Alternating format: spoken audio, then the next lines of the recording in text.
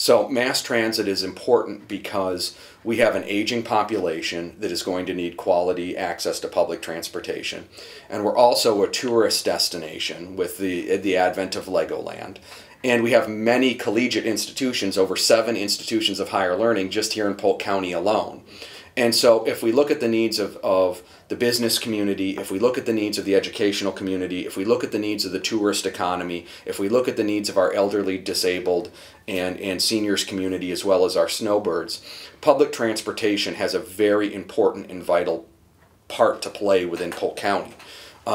What we have to change from a paradigm perspective is that good quality public transportation in Polk County isn't about selling your cars and riding the bus 7 days a week, 24 hours a day.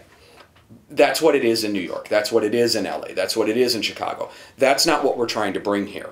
What we're trying to bring here is a good system that's relevant, that gets folks like yourself out of their cars for just a portion of their weekly trips. If we look at Southeastern, for example, they've seen triple-digit increases in their bus ridership since we entered into the funding arrangement with Dr. Engel.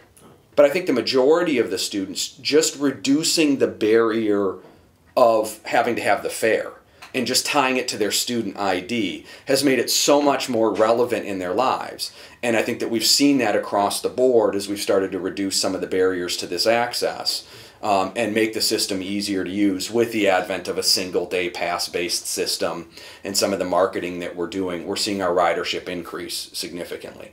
We had a 27.8% ridership increase in the Citrus Connection from October of 11 compared to October of 12.